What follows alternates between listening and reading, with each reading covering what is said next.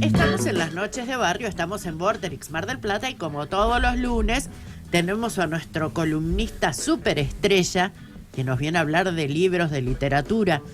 Él es docente, nos vas a contar de tu nuevo curso también, tallerista, escritor, periodista. Es el señor Rally Aurato. Bienvenido, Rally. Buenas noches, Queta, ¿cómo están? Un gusto estar acá siempre. Hola, Rito, ¿cómo ¿Todo te va, bien? mi amor? Bien, bien. ¿Estuviste? Sí. Rally, ¿qué nos trajiste hoy?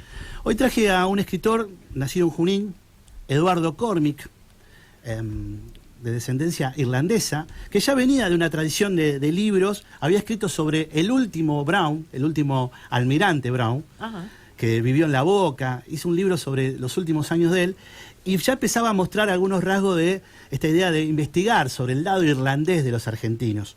Entonces fue a buscar distintos personajes que tienen que ver con nuestra historia, y en este libro, El lado irlandés de los argentinos, nos cuenta, entre otros, la historia de Atahualpa Yupanqui, de Rodolfo Walsh, de María Elena Walsh, de Cecilia Grierson, Ajá, ¿no? la enfermera. La enfermera, la primera recibida en Argentina, que ella, su mamá era de origen irlandés, Mirá. su papá escocés, Ajá. y nos va contando todo lo que tiene que ver con esta idea de la tradición y haciendo una breve introducción en la cantidad de exilios que hubo a partir de una crisis de hambruna que hubo en Irlanda en 1845, Claro, la Bruna. a partir de la papa. De la papa. Que en el 2013 se supo, por el avance de la ciencia, qué era eso que había pasado. Bueno, Mirá. una mala cosecha de papa, la gente se empezó a contaminar con eso, empezaron a morir de hambre y decidieron irse 2 millones de irlandeses. Hay una película sobre El eso. campo. Con Sí. Richard Harris, Sí. peliculón, donde le echan cara a él, no lo dejan entrar a la iglesia por una cuestión que tiene que ver con la trama. Es un peliculón de Jim Sheridan. Sí. Y Harris le echa en cara: ¿dónde estabas vos en la hambruna cuando todos nos moríamos de hambre con la papa? Mira. Sí, en el campo estoy seguro que sí, me estaba justo acordando de eso. Y no es un dato menor, porque... Sí, ¿qué te vas a decir? Claro, que 2 millones de personas se tuvieron que ir de Sí, un claro. lugar. Es una cosa Una re diáspora loca. muy Sí. fuerte. Sí, En sí. el universo...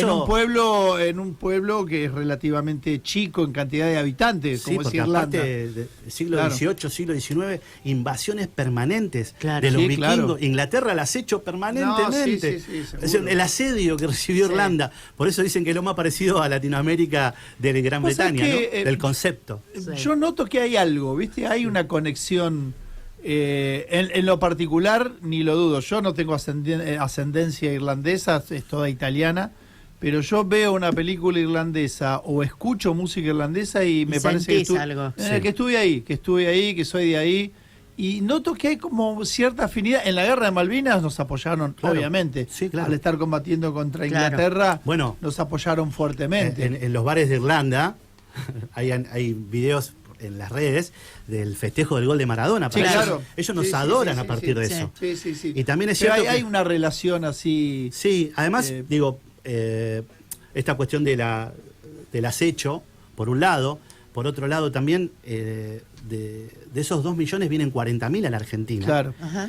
No es un dato menor. Muchos van a ir a los Estados Unidos. Yo ignoraba Y ese dato porque no me parecía que tuviese que ver con la cantidad, pero bueno, 40.000 es un 40.000, numerazo. 40.000, 50.000 Sí, claro. para finales del siglo XIX. O sea, entre 1890 y el 1900 llegan 40.000 irlandeses. Venían de esta hambruna y hay una paradoja en todo esto, porque lo acepta la sociedad rural argentina y el Jockey Club, que son lugares muy exclusivos a principios del siglo XX, porque hablaban en inglés. Claro. Inglés, claro. Claro. Y esta cosa Claro, claro, primos pobres. Claro. Y por otro lado también decir que esta tradición que los trae aquí Eduardo Cormick, nos habla también de que no necesariamente el perfil de los irlandeses que llegaron son todos iguales. Por ejemplo, en el caso de Cecilia Grierson con su mamá y su papá escocés, va a traer una cosa más progresista, ellos van a inculcar esta idea de aprender en la casa, va a ser la primera en pensar en una escuela de enfermería. Entonces, tenemos eso por un lado. Después tenemos por ahí una cuestión más tradicional. En el caso de Eduardo Cormick, sus padres que vivían en Claudio y Fina, que vivían en Junín, el padre era presidente de lo que era la fraternidad, digamos, esa facción de ferrocarril que estaba en contra de lo que iba a ser el primer gobierno de Perón. Es decir, que uno puede ver todo ese espectro en lo que tiene que ver con la tradición de Irlanda. Van a traer cuestiones propias, pero así como decían de los griegos, que el lugar donde llegaban incorporaban lo que estaba allí, con Irlanda pasa algo parecido. Y hablando de cine, me acordaba, en El nombre del padre, aquella película que habla sobre el IRA, ¿no? Daniel Day-Lewis y las guerrillas, ¿no? Sí, y Peter Pottleswhite. Exacto. Una historia real. Historia real, claro. Sí, digo. sí.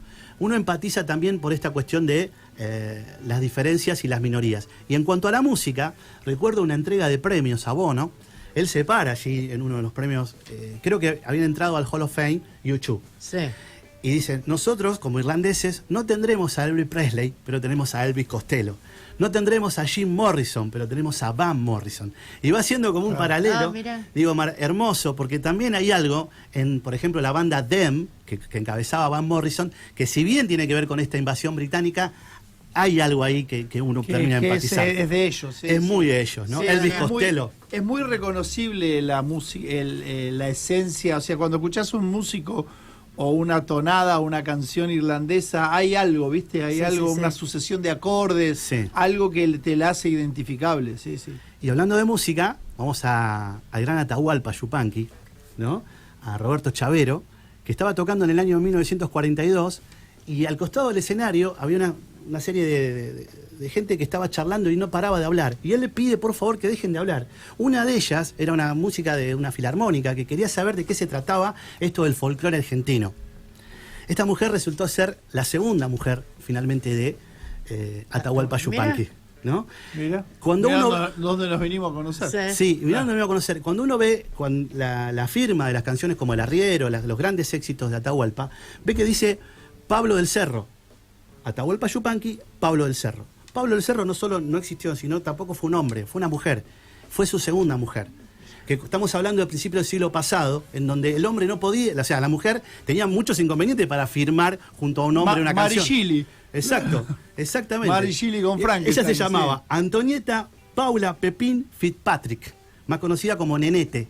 Y firmaba como Pablo del Cerro. Mirá. Y ahí, volviendo a este link, hay cuestiones que por ahí, vos lo sabrás mejor que yo, en la música de Atahualpa hay como unos rasgos también de cuestiones de arreglos en sus canciones que tienen que ver con los celta y demás.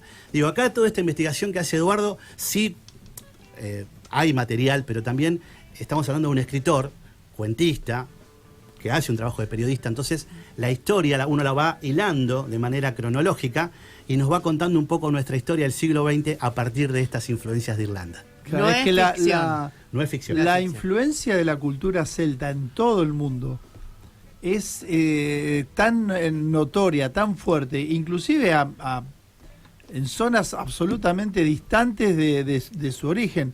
Había una serie que la conducía uno de los Monty Python, que se dedicaba nada más, era una serie documental, que se dedicaba nada más a mostrarte la influencia de cultura celta que llegaban hasta Europa Oriental, ¿viste? Hasta el Asia.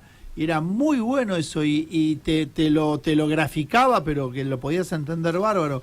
Es muy fuerte la influencia de la cultura celta. Sí, y después tenemos casos como el que impulsó a escribir este libro, que es el músico Buenaventura Luna, músico de San Juan, que sus padres también venían del origen irlandés, que fue el que incentivó a escribir este libro a Eduardo Cormick. Tenemos el caso de Garraham, Pedro Garraham. Claro, también viene de origen irlandés, claro, que va a terminar siendo, después de su muerte, el hijo también, Patricio, va a continuar con todo el legado de su papá. ¿Era médico? Era médico, sí. Después tenemos a Galeano, Eduardo Galeano, es Eduardo Galeano Hughes, con H como el músico de rock. Sí, y Glenn Hughes. Hughes, claro. Y también decían de Onetti, de Juan Carlos Onetti. Por eso ahí juega un poco Eduardo diciendo realmente estos dos escritores uruguayos, los más grandes quizás junto con Benedetti, él decía que se llamaba O-Netti. Después tenemos el caso de los O'Donnell, que ahí sí, Pacho O'Donnell, Pacho va a ser alguien muy importante. Pacho O'Donnell María O'Donnell. Claro, María O'Donnell, su hermano que escribió un libro sobre uno de los hermanos de Macri. Uno de los hermanos de María O'Donnell hace periodismo en los Estados Unidos, se entrevistó con uno de los hermanos de Macri, charlaron un montón, están las grabaciones. Me acuerdo que lo bardeó. Y después desmintió. Dice, pero lo dijiste vos, hermano. O sea, claro. Fíjate lo que es la presión también del hermano. Tenemos el caso de Rodolfo Walsh, ¿no? Sí, Claro. claro. Si bien se crió en Choel, su padre también venía de descendencia, igual que María Elena Walsh, desde su Ramos Mejía natal, estaba esta influencia también. El padre le contaba historias de chicos que tenían que ver con Irlanda también. Entonces, fíjate vos cómo en la obra de María Elena Walsh, que va a tomar lo nuestro, va a llevarlo a Francia, va a cantar música norteña, y de esa fusión la hace tan única también. Y no quería olvidarme de Lillian Clark, La mamá de Gustavo Cerati. Claro, Cerati. la mamá de Claro, Gustavo Cerati. Claro. Divina. Divina. Divina. En uno de los capítulos del... Perdón. Perdón, no, que todos esos apellidos, Sí.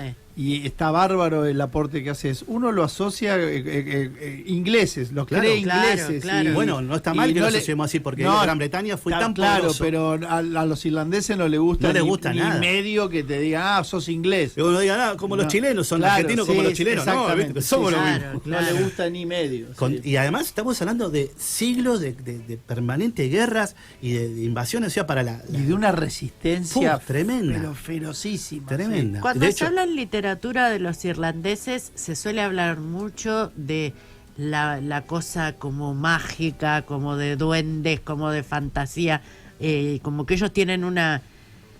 ¿Cómo se le dice a eso? realismo mágico, decís. ¿O? Claro, una especie de realismo mágico. Yo lo he leído en varias novelas en las que aparece... Algo onírico, decís, algo Como que- de fantasía mágico. Sí, pero un poco a la vez con un poco como de superstición. Claro, bueno, la idea de los fantasmas. Claro. La literatura del siglo XVIII está atravesada por la idea del fantasma, que después en el siglo XIX van a aparecer los mitos.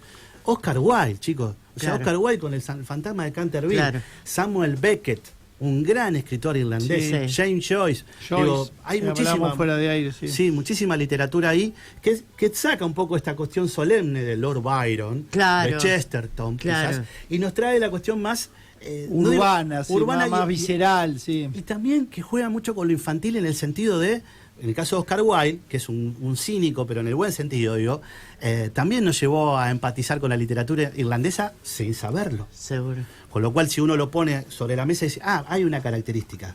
Pero al mismo tiempo lo que nos trae Eduardo Cormick en esta idea del lado irlandés de los argentinos es que no es tan lineal, pero sí está atravesado por esta resistencia. Por eso también empatizan con nosotros y viceversa, ¿no? Hay una cuestión de, estamos pegaditos los ingleses a Gran Bretaña y sin embargo resistimos desde acá. Claro. No estamos resistiendo desde Buenos Aires. Con lo cual eso también le da otro carácter. Y volviendo a lo de Lillian Clark, ella cuenta la anécdota de Té para tres, porque Gustavo es el que llega con el estudio del papá, un estudio que no había salido nada bien, deciden preparar ese té y Eduardo lo cuenta ya con la mirada de escritor, esto de lo irlandés, las 5 de la tarde, el té y una mala noticia. Cuando escuchamos Té para tres, no podemos creer que Gustavo Cerati haya reunido todo eso junto Claro. y que haya estado, por un lado, lo inevitable de la muerte de su papá y la tradición irlandesa de su Del mamá. té, claro. Hermoso. Maravilloso. Rally, siempre me aprendemos un montón. La verdad es un placerazo tenerte acá. Sos así súper preparado y estás tan bien para explicar las cosas y contarlas, que es un momento realmente muy aprovechable intelectualmente hablando. Y que Así está ahí que- dando vueltas, ¿viste? Sí, sí. Nos pasa muchas veces que traemos libros o historias o ideas, hablábamos fuera del aire, tener una buena idea, pero después sostenerla también, Seguro. ¿no? Y ver dónde le podemos encontrar el hilo, que eso es propio de los niños. Las niñas, digo, esta idea de estar en estado de presente. ¿De dónde vengo yo? Bueno, mis viejos fueron irlandeses. Bueno, empiezo a investigar. Mirá este autor, mirá este escritor. Y hay muchísimos más que Eduardo trabajó, que no nos da el tiempo. Quiero citar también rapidito, Sí. Hasta que aclare, que es un libro de cuentos de Eduardo Cormick, hermoso, que tiene que ver con lo campestre, con el campo, y las huellas del olvido. Es decir, es alguien que está permanentemente trabajando sobre la investigación y sin dejar de lado al escritor, un gran escritor.